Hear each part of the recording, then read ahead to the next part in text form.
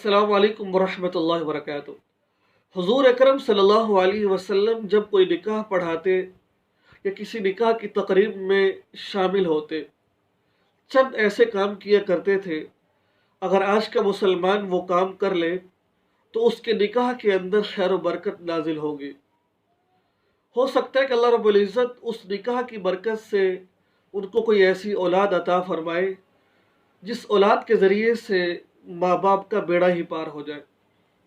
आज मैं आपके सामने 7 ऐसी चीज़ें ज़िक्र करूँगा कि अगर बंदा निकाह के मौका के ऊपर वो 7 काम कर लेगा तो अल्लाह रब्बुल इज़्ज़त से उम्मीद है कि अल्लाह रब्बुल इज़्ज़त उसकी निकाह में खैर व बरकत नसीब फरमाएंगे। ये 7 काम बहुत आसान है, लेकिन अक्सर लोग इनको छोड़ देते हैं। आपसे दरख्वास्त ये है कि जो शादीशुदा हज़रात हैं वो भी इस वीडियो को आखिर तक समाअत फरमावें, और जिनकी शादी नहीं हुई तो वो तो लाजमी इन 7 चीज़ों को मद्देनज़र रख लें। आप जो शादीशुदा हज़रात हैं उनको मैं इसलिए कह रहा हूँ क्योंकि उनकी औलाद होगी, औलाद है जवान होगी, जवान है तो शादी होगी, शादी होगी तो ये काम कीजिएगा। इंशाअल्लाह एक तो सुन्नत पर अमल का सवाब मिल जाएगा और दूसरा उस निकाह के अंदर खैर व बरकत नाजिल होगी। आइए चल मौका महल के एतबार से इस्लामिक वीडियोस देखने के लिए मौलाना मसूद नक्शबंदी के यूट्यूब चैनल को लाजमी सब्सक्राइब करें और साथ वाली घंटी को लाजमी दबाएं ताकि हमारी नई आने वाली वीडियोस आप तक बर वक़्त पहुँच सके। आपकी मोहब्बत का बहुत बहुत शुक्रिया। अस्सलाम वालेकुम। चलते हैं। इससे पहले मैंने वीडियो के अंदर आपको एक बात बताई थी, निकाह से पहले अपनी नीयत को दुरुस्त कर ले। वो नीयत कैसे दुरुस्त होगी, क्या नीयत करनी है? ऐसी ऐसी नीयत करनी है कि जो इंसान अगर ये नीयत कर लेगा, इंसान तो मर जाएगा लेकिन उसके नामे अमाल में हमेशा नेकी लिखी जाएंगी। अगर आपने वो वीडियो नहीं देखी उसका लिंक मैं डिस्क्रिप्शन में दे दूंगा, आप वहां जाकर उस वीडियो को देख सकते हैं। आइए चलते हैं। नंबर 1, बुजुर्ग फरमाते हैं कि निकाह जब इंसान करे, अल्लाह के नबी ने फरमाया कि जब इंसान निकाह करे तो छुप कर निकाह ना करे। एक तो होता है ना चुप छुप के निकाह करना, छुप कर निकाह ना करे। हदीस मुबारका में आता है कि यानी निकाह का ऐलान करो अगरचे नकारा बजाकर ही हो, यानी कि निकाह का ऐलान करके अलल ऐलान निकाह करना चाहिए, ना कि छुप छुप कर वो ऐलान करना चाहिए। बल्कि एक जगह आता है कि निकाह और जिना में फ़र्क यही है, जो निकाह किया जाता है वो अलल ऐलान किया जाता है और जो जिना किया जाता है वो छुप कर किया जाता है। और अक्सर लोग छुप कर निकाह करते हैं, किसी को इनवाइट ना करना पड़ जाए। ठीक है, आप इनवाइट मत करें, लेकिन निकाह इस तरीके से करें कि लोगों को पता हो कि फला बच्ची के और बच्चे का निकाह हो रहा है, और इस निकाह के अंदर खैर व बरकत भी होती है। जो निकाह अल्लाह के नबी ने फरमाया कि निकाह अलल ऐलान करो, अगरचे नकारा ही आपको क्यों ना बजाना पड़े, निकाह करो इस तरह। एक अदब का आपने ये ख्याल करना है कि आप जब निकाह करें तो इस चीज का ख्याल करें, अलल ऐलान निकाह करें, छुप छुप कर ना करें। अगर कोई मजबूरी है, सो मसले मसाइल है, वो एक अलग बात है, लेकिन सुन्नत तरीका ये है कि अल्लाह के नबी अलल ऐलान निकाह का हुक्म हमें दिया है। दूसरी बात यह है कि निकाह मस्जिद में हो, निकाह मस्जिद में हो। जब निकाह मस्जिद में होगा, और हदीस आता है कि निकाह जो मस्जिद में हो और नमाज के बाद हो।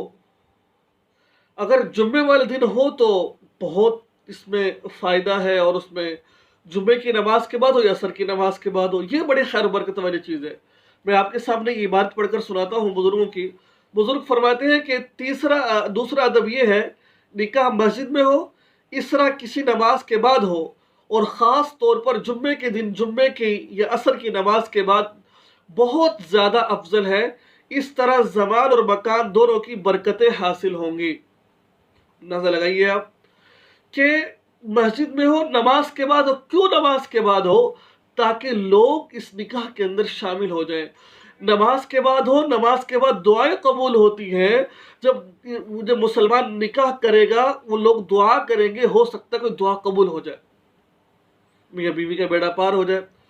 اور فرمایا کہ ایسی مجلس میں نکاح کیا جائے، ایسی مجلس میں نکاح کیا جائے جس مجلس کے اندر علماء صلحاء کا مجمع ہو، علماء بھی موجود ہو اور صلحاء بھی موجود ہو۔ جتنا بڑا مجمع ہوگا اتنی ہی دعائیں شامل ہوں گی اور اتنے ہی اللہ رب العزت کی طرف سے رحمتیں اور برکتیں نازل ہوں گی۔ اب اندازہ لگائیے، ہم چھپ چھپ کر نکاح کرتے ہیں۔ فرمایا کہ مسجد میں کرو، نماز کے بعد کرو، اور ایسی جگہ کرو کہ جہاں پر بزرگ لوگ زیادہ ہوں، جہاں پر علماء زیادہ ہوں، جہاں پر لوگ زیادہ ہوں۔ کیوں کہ جب آپ نکاح کرو گے اس وقت دعا ہوگی، ہزاروں کا مجمع ہوگا، ہزاروں کے مجمع کے اندر لوگ، جب کوئی اللہ کا ولی ایسا ہوگا جس ایک کی وجہ سے اللہ رب العزت سب کی دعا قبول فرما لیں گے۔ اللہ اکبر کبیرہ، کیسی باتیں ہیں۔ یقین مانے لوگ ان باتوں کو سمجھتے ہی نہیں ہیں، اگنور کر دیتے ہیں۔ چھوٹی سی بات ہے یہ، کسی مدرسے میں نکاح پڑھایا جائے نا تو بہت اچھی بات۔ اگر کوئی مجمع نہیں ہے تو مدرسے کے اندر یقین مانے وہاں پر جو طلباء ہوتے ہیں نا، طلباء، ہمیں وہ طلباء تو نظر آتے ہیں، وہ طلباء ہے انہوں نے پھٹے جو کپڑے پہنے ہوئے ہیں، پاؤں میں جوتی نہیں ہے، وہ قرآن پڑھنے والے رب کعبہ کی قسم اللہ کو بڑے محبوب ہیں، ان کی زبان سے ایک جملہ بھی نکل گیا نا دعا کا، تمہارا بیڑا ہی پار ہو جائے گا۔ اللہ اکبر۔ آگے فرمایا کہ نکاح کوئی عالم دین یا نیک صالح آدمی پڑھائے، پہلے خطبہ پڑھ کر پھر ایجاب و قبول کرائے، اس میں اس بات کا خیال کیا جائے۔ دیکھیں ایک بات اس میں تھوڑا سا بزرگ فرماتے اس کا خیال کیا جائے، نکاح کوئی عالم دین پڑھائے اور کوئی اللہ کا ولی پڑھائے نا تو بہت بڑی بات ہے۔ نکاح کوئی اللہ کا ولی پڑھائے تو بہت بڑی بات ہے۔ فرماتے ہیں کہ اللہ کا کوئی بزرگ نکاح پڑھائے اور بزرگ کے اندر کوئی اللہ کا ولی ہو تو وہ نکاح پڑھائے، کیوں؟ اس نکاح میں خیر و برکت ہوتی ہے۔ پھر بزرگ فرماتے ہیں کہ جب قبول کا وقت ہو نا، غلطی کیا کرتے ہیں ہم لوگ؟ بزرگ فرماتے ہیں غلطی یہ کی جاتی ہے کہ ہم کہتے ہیں قبول ہے، وہ ایک دفعہ کہتا ہے قبول ہے، قبول، بس قبول کہتے ہیں۔ بزرگ فرماتے ہیں صرف قبول نہیں، قبول کے سے کام نہیں چلے گا، بلکہ یہ کہے میں نے قبول کیا ہے۔ قبول کیا؟ قبول، بلکہ پورا جملہ کہلوائے کہ میں نے قبول کیا ہے، اور اونچی آواز سے کہے۔ ٹھیک ہے، انشاءاللہ میں آپ کو نکاح کا طریقہ بھی بتاؤں گا انشاءاللہ العزیز، کیسے نکاح پڑھاتے ہیں۔ ایون اگر انسان خود بھی نکاح پڑھ لے تو نکاح ہو جاتا ہے، دو میاں بیوی بیٹھے ہیں، دو گواہ بیٹھے ہیں، ایجاب و قبول کے نکاح ہو جائے گا، خطبہ نہ پڑھے نکاح ہو جائے گا، لیکن اس نکاح کے اندر خیر و برکت زیادہ ہوگی۔ اللہ اکبر۔ ایک اور بات، بڑی پیاری بات اللہ کے نبی کے، اللہ اکبر، یہ الفاظ، یہ باتیں یقین مانے دل میں اتر جائیں تو ہم کامیاب ہوتے چلے جائیں۔ فرمایا کہ نکاح خوانی کے بعد دوست احباب مبارکباد دے، جس کا نکاح ہوا ہے اس کو مبارکباد دے، جس کے لیے حدیث مبارک میں آتا ہے رسول اللہ صلی اللہ علیہ وسلم نے فرمایا کہ یہ دعا پڑھیں، بارک اللہ فیکما وجمع بینکما بخیر واخرج منکما الطیب، اللہ تم دونوں میں برکت دے، خیر خوبی کے ساتھ جمع کرے اور نیک اولاد تم سے پیدا کرے، یہ دعا کرے ان کے لیے۔ تو میرے بھائی دوستو، چھوٹی چھوٹی باتیں ہیں، ہم ان کو چھوٹا سمجھتے ہیں، دیکھیں کتنی پیاری پیاری باتیں اللہ کے نبی نے ہمیں بتا دی ہیں۔ آگے فرمایا کہ کیا پیاری بات ہے، اکثر لوگ اس میں جھگڑا کرتے ہیں کہ جب نکاح پڑھا لیا جائے، چھوارے، یہ چھواروں کو تقسیم کرنا سنت ہے، اور ایسے تقسیم تھیلیاں بھی دے سکتے ہیں، اور ان کو حدیث مبارکہ میں آتا ہے لٹانا، یوں لٹانا، یہ بھی سنت رسول ہے، مستحب ہے یوں لٹانا، یوں۔ آج کل لوگ، ہاں مسجد کا تقدس پامال نہ ہو، اگر یوں پھینکے جائے تو یہ سنت رسول ہے، کوئی بدعت نہیں ہے۔ آخری بات تھی مہر کی، انشاءاللہ مہر کے اوپر میں کل تفصیلی بات کروں گا کہ کتنا مہر دینا چاہیے، شریعت میں مہر کا حکم کیا ہے۔ مجھے آپ سے ریکویسٹ یہ ہے کہ اس ویڈیو کو آگے شیئر کیجئے، لائک کیجئے اور چینل کو سبسکرائب کیجئے، اور کوشش کیجئے اپنی زندگی اس سنت کے مطابق گزاریں۔ اللہ تعالیٰ ہم سب کو عمل کی توفیق نصیب فرمائے۔